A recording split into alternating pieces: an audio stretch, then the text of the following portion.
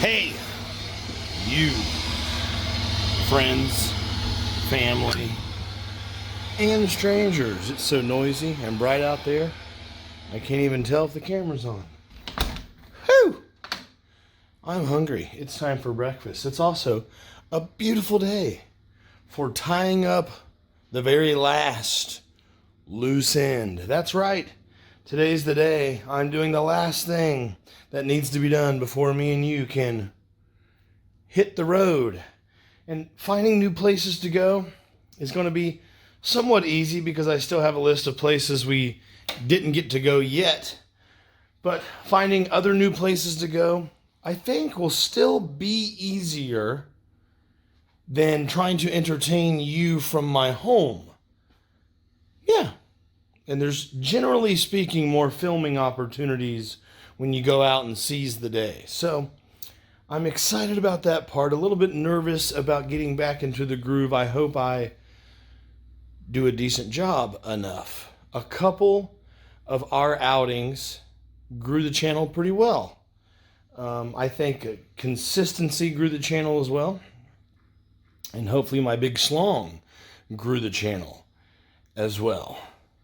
Anyways, today is the very last day that I can think of that we are grounded here at home to take care of basically the last chore in this entire, what has it been, 2 or 3 month process now? And that is head to the bank, get a check made out for my mom to give her money back that she floated me to get in here and get everything started 2 or 3 weeks early. They required of me here at the apartment, because my credit is pathetic, they required of me to not just sign a 3-month lease, but to have the payment in full for all 3 months. And they have graciously extended me the opportunity to resume month to month on a 12 or 15 month commitment after this, where I can pay monthly like every other human. Not only gives me a chance to stay and have a home base for accomplishing life, but it also gives me a much lower rent amount in that case. So big thanks to Mom for helping me get all that started so much faster, because otherwise we would have wasted more money in the motel, hotel, or been out to the house is what it was. But even then, yeah, it would have been out at the house, like I said, 2 or 3 weeks longer. And it was rough. I mean, I was taking bucket showers and going to the laundromat, and I was getting good at that. But when you move and get everything out of the house for showings that aren't real so many times, and you're kind of displaced, your glamping setup gets displaced. I was camping in a 5-bedroom home, and that all got displaced and stuff while trying to move and do everything on other people's schedule. It became harder and harder to live. I just needed a climate-controlled environment where I could turn on the air. I needed a place to take a shower, if you can believe it or not. And I needed a functioning kitchen that I can cook out of, because I was living 3 meals a day through a drive-through window and stuff like that. And it gets expensive and unhealthy and depressing and you name it. And it's hard to host any type of social life when you don't have a home to host from. So yes, I was able to get in here by pulling strings, one of which happened to be my mother. And it's time to get Mom's paid back. She has asked me to not stress over it, just take the time I need. And I said, let me go ahead and get this and that done, and then I will have the perfect day for taking care of that and dropping that check in the mail. It's not a matter of not having the money. Luckily, with my house sold, I do have the money. So I'm able to pivot back to my budget instead of trying to live off like a loan, and that'll be great. Yeah. So, today's that day, and I'm only on about 4 hours of sleep.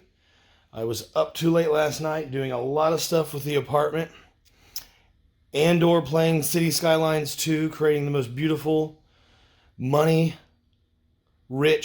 city ever through selling services to the outside world. But that's gamer talk. City Skylines 2, love it. In any event, we are up, we are at it. Just as sure as they're building a 3-story mega apartment complex right outside my door, we are up. Just as sure as that, I'm as sure as this. So, please gather your things and let's do it.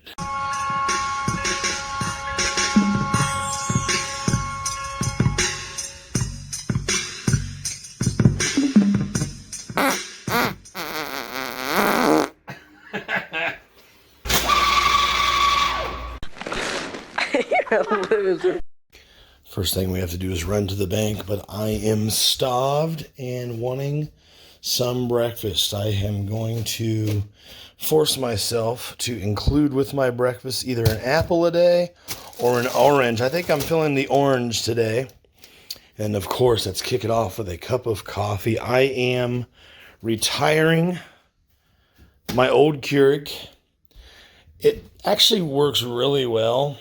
Other than it's kind of hard to get clean these days. I don't know if I'm just a bad Keurig owner, but I've had this Keurig for almost 10 years. I know that for sure because I had this before I even purchased my house, and I had that house for 6 years, and I had this 2 apartments before I ever purchased that property.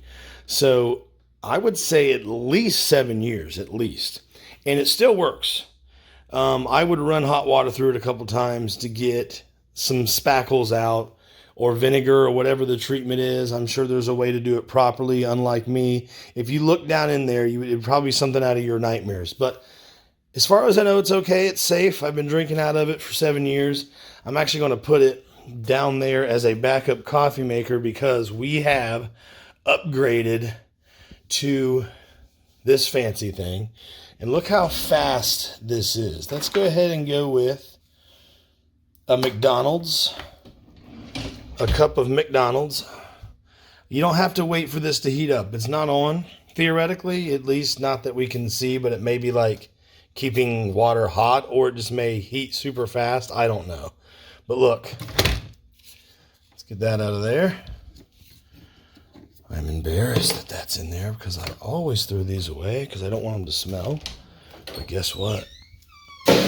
Your boy forgot last night. Now check this out. It is ready to go already. Let's get let's go with the White Castle. We're creating the ultimate taboo by putting McDonald's coffee into a White Castle cup. I'm a 12-ounce type mofo. My old Keurig would only do up to 10 ounces. It was sad. And then just hit this. It's brewing already.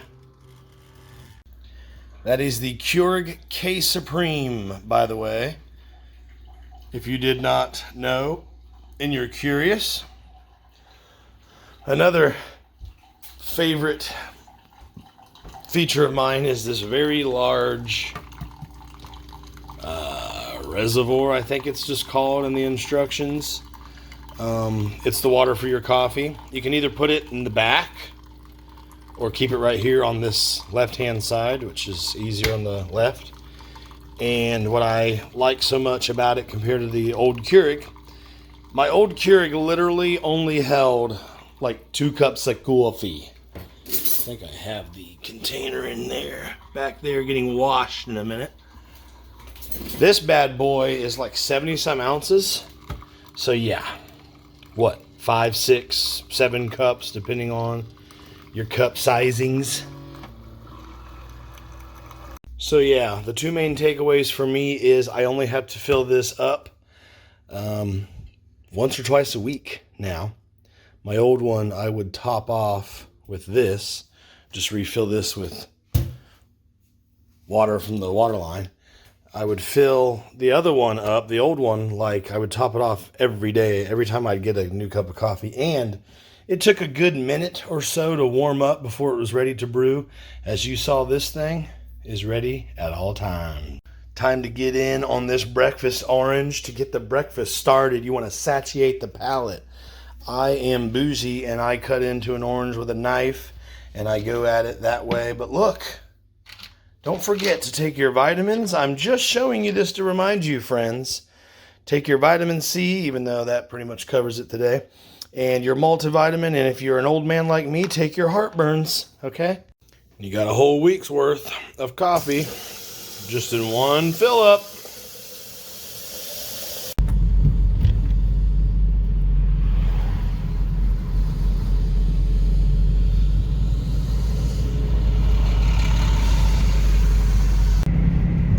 I guess a normal person would go to the bank and post office on like the way to work,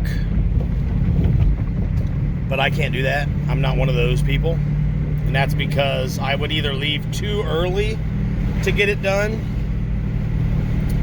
and would just be hella early for work, or I would not leave early enough and be late for work. So I'm up and out doing it as a whole separate ass errand. And in the interest of productivity, I have just scheduled, while driving on the phone, just scheduled this car, old Leroy, for his tire. If you recall, one of the tires on this car loses air and needs reinflated about every 4 days. And I already had it scheduled for last week to be taken care of. Replaced that appointment with Clifford for Clifford's total spaz out problem that he had. And yeah, so I just need Clifford to behave, because if you recall, they don't have I might have the paper in here still. They don't have the part or tools to fix Clifford, but he has behaved ever since. So when old Leroy is in the shop, starting tomorrow, because I'll drop it off tomorrow, I need Clifford to continue to behave. Keep in mind, whatever the hell caused Clifford's spaz is still not fixed. Slightly diagnosed, because we don't know if that's exactly what the fuck the problem was. That's what one of the guys thinks. Yeah. So hopefully Clifford behaves and doesn't freak out and leave me stranded while Leroy is in the shop. It's time now to go into the bank. Exciting stuff, right? Does anybody know where the ATM is? Oh, there it is. All right, the deed is done. The check has been dropped off. I needed to come to this post office and buy stamps. I'm very familiar with this post office because I used to have to walk over here about once a week to get my mail when I lived right over there, upstairs in that apartment where my finger's pointing at that 3 panel window, or maybe that's technically a 6 panel window. I don't know. I'll smash it. We're right there. Beep. That apartment right there. And the landlord said, there's no way to get mail here. You can put this as an address where you live, but you cannot have mail for you sent here. You have to let anyone sending you mail, electric bill, whatever, go to your P.O. box. So I had to walk my merry ass over here about once a week or so and buy stamps and get my mail, etc., etc. Once upon a time, I was in my apartment right there, and my neighbor who lives in the front in her apartment, there's 2 separate apartments up those steps. The one in front, my neighbor lady had a different man up there like every other day.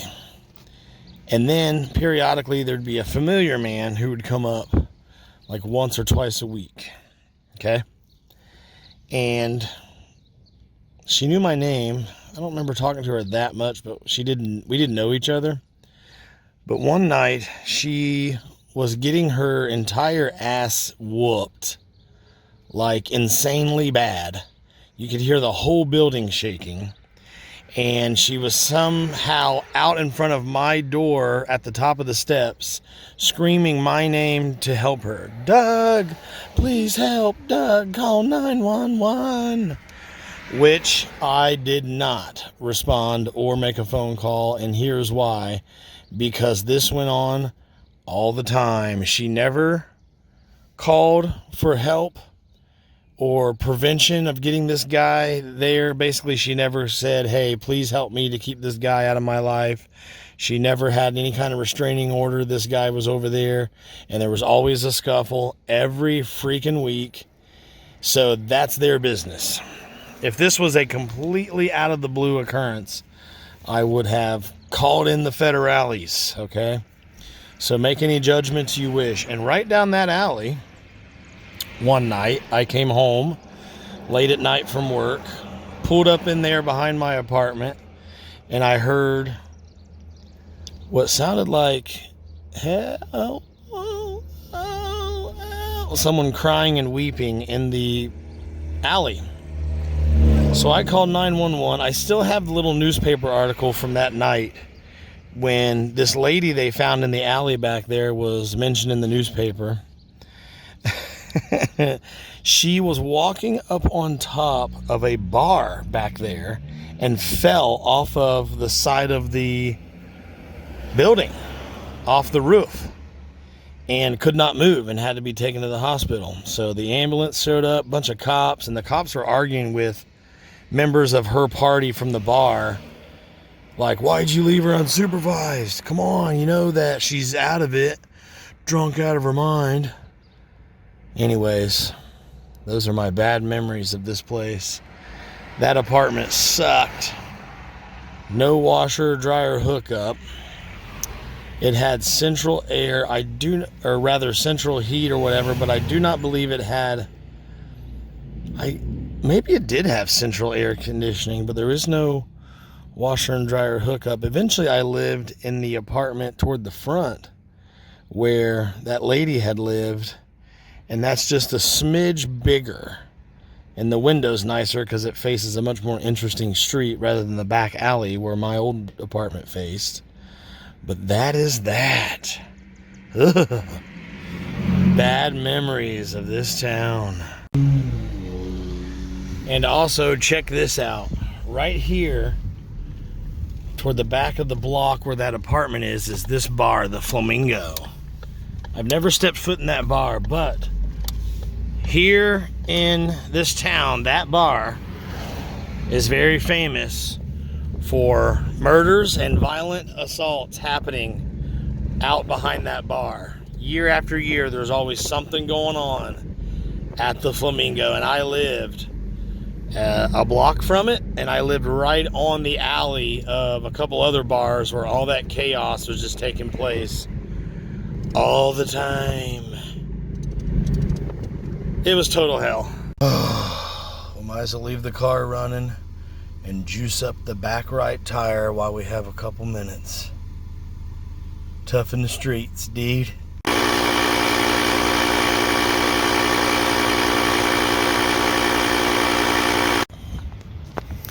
And I tell you what, since we're so heavily post office involved today, why not pop in and check my actual mail here where I live now, where I don't need to have a P.O. box. It's only been about 2 weeks. I kind of need the electric bill because, yeah, I'm pretty sure I really need to make my first big boy electric bill payment. Nothing but junk mail. 3 articles. 2 from the same flower shop. They really want me to go buy flowers, and for their efforts, I just might. And 1 from a local dentist offering IV sedation while you get your teeth fixed. Nah, motherfucker, I want to be as awake and coherent as possible while you go rooting around in my mouth. Are you fucking kidding me? What if I have any trouble breathing, or if I'm discomforted in any way? I want to make sure me and my dentist are talking the whole ass time. I did not take any form of sedation even when I got 4 wisdom teeth pulled at once. None. Only anesthetic to numb the pain. No kind of loopiness meds of any kind. Alright, check me out, right? I don't want to waste a trip up the steps without taking a handful of junk with me. But what to take? All these VHS tapes are not moving into the apartment. Some will, like my favorite 20 that I want to watch someday that I don't have a DVD of. That's a hard decision to make. Which ones go, which ones stay. So I'm starting the official VHS tape garage storage cabinet. I'm glad they're not coming in to check the furnace today, because they'd have to go through the obstacle case. This is it. I'm in. Like a freaking, like spice in a recipe. In. Things are getting set up proper. The DVD wall is slowly but surely coming together. Look at this wall in my office. That entire ass wall will be crates and tapes, baby. If you don't like that, you're watching the wrong show. And, yeah, I'm feeling okay. I got some lunch in me and shit. Still doing a time-lapse camera on the fine gentlemen who are building right behind my apartment. So that's fun. We even got new cutlery up in the house. Look at this. Look how beautiful. I don't even know if you can properly tell what I'm doing. Yeah, look at that. I mean, that example was a dirty set. But hey, you didn't come here for clean humor, did you? You came here for dirties, you know what I mean? I should probably soak these, because ain't nobody got the fucking work ethic to scrub these motherfuckers. So you know what we do? We let them soak. I gotta drop one and wash the cherries and head out to the workforce. Your boy needs to become, once again, an active, productive, wage-earning member of this fucked up society. On the way to work, I've noticed these last several drives to work, I don't even listen to music or anything while I drive. I've just been thinking. I used to never be so lost in thought for several days at a time that I forget to turn on music or an audiobook or anything. But I realize that's been me lately. I'd say the last 2 weeks or so straight. But I was thinking about earlier, you and I were talking about the bar, all the bars I used to live around, right in the middle of. I do still now live right across from a bar and a liquor store and you name it, but I'm not right in the heart of the rowdy bar action downtown like I was when I was pointing those out earlier. But how the hell do you even go drink in a bar? Like, how the hell do you get home? If you're caught stumbling around in public, you can get picked up for that. It's a crime to public intoxication, this public intoxity or whatever. You know, I'm not a doctor, I'm just saying. And obviously you can't drive your ass home. People do and get all kinds of problems. your license revoked and everything. I remember my whole childhood, my uncle always had to have his wife drive everywhere. Then one day I was like, how come you never drive? And he showed me his ID and it said non-driver on it. And I'm like, that's weird. I thought all driver's licenses were meant that you can drive. And he explained it to me. No, my ID doesn't allow me to drive because I got caught drinking and driving. I was driving while drunk. Like, wow, what a fucking bonehead moron you are, huh? Am I right or am I right or am I right, eh? What a fucking moron. But anyways, and I remember the day he went to get that changed. The time had passed and he was now fully able to become a licensed driver again, and he would drive himself to work and stuff, and for the first time, and we're talking years, he wasn't able to drive because of that. DUIs, DWIs. So not worth it. I have been drunker than Patty Buttons from Blue Lagoon and never thought to walk around drunk in public or drive around with an open container or drive around drunk. That thought has never, ever once crossed my drunken mind. I've been so drunk I didn't even know what planet I was on, but still knew we had better sit right here and chill. No driving around, no walking the neighborhood.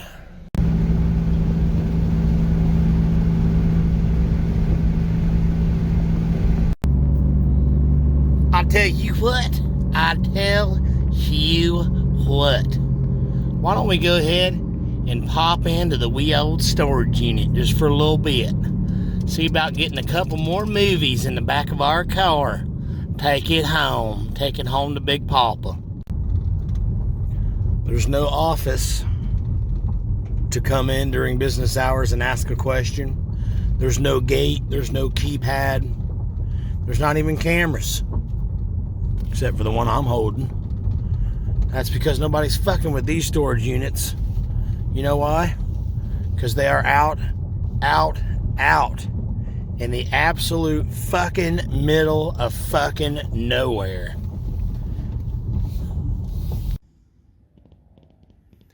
All the money I spent over the years at different times having a storage unit right here. All the months that went by, all the times I come here at night to pay a visit, and I haven't seen one fucking Bigfoot, one glimpse of the Mothman. Hell, I haven't even seen a fucking deer pass by. This is fucking bullshit, dude. Can I just see one cryptozoological imitation, a fucking unicorn or something? I mean, come on, ain't there something out there other than fuck all? I tell you what. There ain't one damn thing coming out of my storage unit these days or my garage up to the apartment that I actually need. Every time I see it or open a box, I'm like, oh, that's cool. It's like someone just brought you something random from the thrift store or a garage sale. It's a pretty cool feeling. If there was anything coming out of these storage units right now that I needed, then I'd have already found it. I'd have already been looking for it and found it a long time ago. Like my clothes, personal care items, my coffee maker, shit you actually need. You know what I mean? Like my bed and my blankets and my computer. That's the most important thing. Phone and computer. I do everything on those two, and everything else, including dishes, is secondary. Like, I don't need the dishes right away, but I needed them, you know, more than I need a random bundle of DVDs I forgot I bought back in the fucking 90s. You know?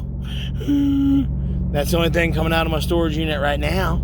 Just random shit that I don't even fucking remember I had. It's stupid. You could rob me blind right now. Wouldn't even fucking know what you took. Isn't that sad? Sometimes you don't use the shit you buy.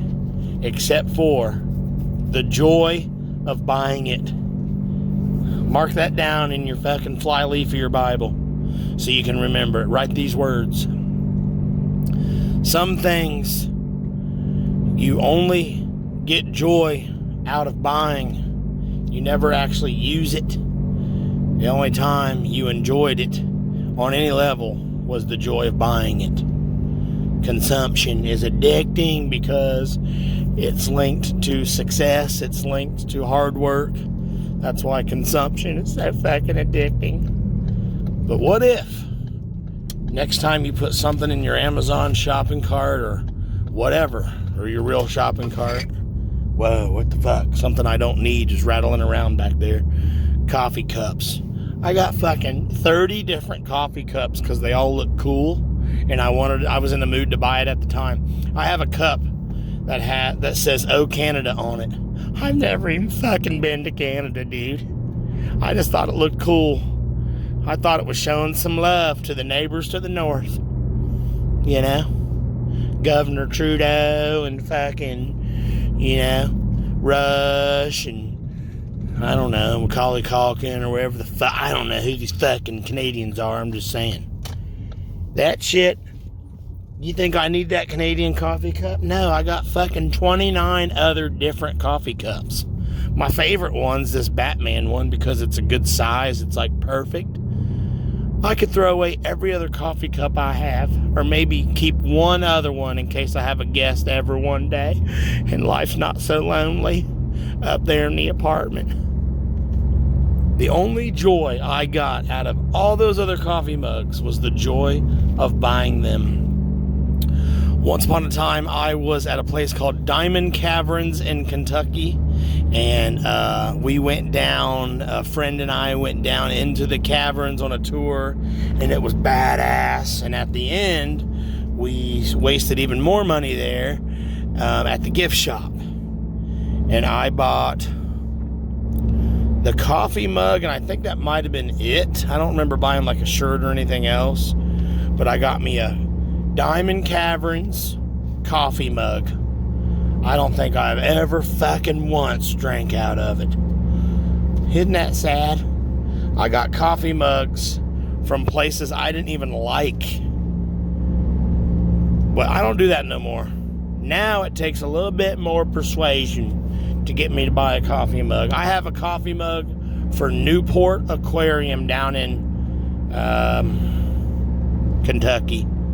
Right by Cincinnati, whatever that is. Newport, Kentucky. Duh. Newport Aquarium down in Newport, Kentucky. I didn't even like Newport Aquarium. I thought it was kind of shitty. Overcrowded. If you want to see a cool aquarium experience, go to the Pittsburgh Zoo. Okay? And I'm snobby enough to fucking say that out loud. Bought me a coffee mug on the way out that said Newport Aquarium on it. And it's got shit on the mug that the aquarium don't even have, like whales and shit. There's not a fucking whale at Newport Aquarium, jackass. Look at this guy up here rides a bicycle. Way out here in the fucking wilderness at night. Look at this guy. Rides a fucking bicycle. Every fucking night out here. Damn. That'd be creepy as shit first couple nights, and I guess you'd just get used to it, wouldn't you? All right. Just got home and immediately summoned the power of the block stack. This is recycled. It has cheese in it. It is not potato salad. This is some pasta salad. Not much left, but that is going to hit the spot after a long day of work. This is birthday cake fluff. This is basically dessert in a cube. Absolutely delicioso. Sandwich spread, basically ground bologna. Got some bread ready to rock. And then they're going to have some tater salad on the side. Not sure exactly which one of these family members or combination of 2 or 3 or whatever I'm going to smash. But I got a feeling your boy's going to be tearing up the kitchen all night either way.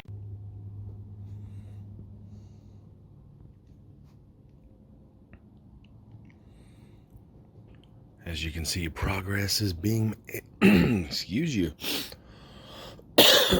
Progress is being made, is what I'm trying to say. My view of the airport is becoming more and more obscure as the day goes on, as the days go on. I think I might be tired. I forgot how to talk tonight.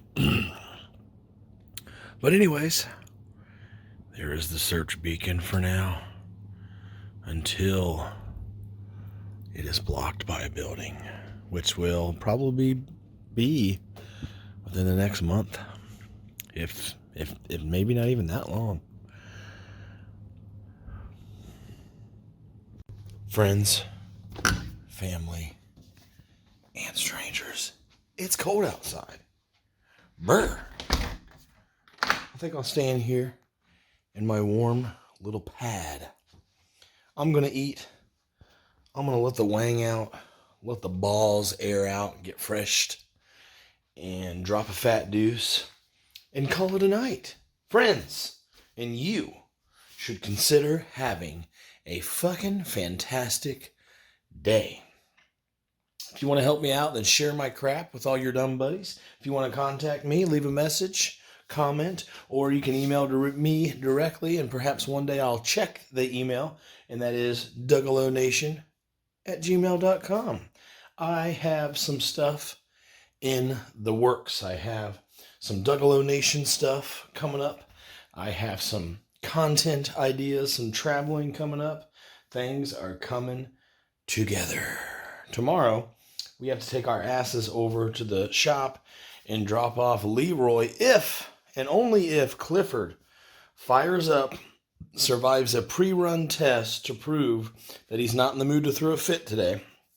If that happens, then we will get Leroy checked in over at the shop, and we will be running around with Clifford and those big earmuffs on because of how loud it is to be in that van. You got me? And hopefully we'll find some cool shit to stick the camera at, point the camera at, or maybe stick the camera up inside of. You know what I'm saying? Friends, that is it.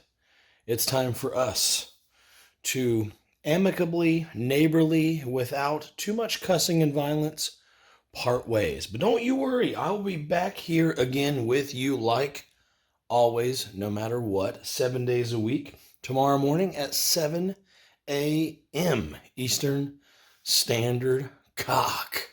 But until then, don't be a fucking douche.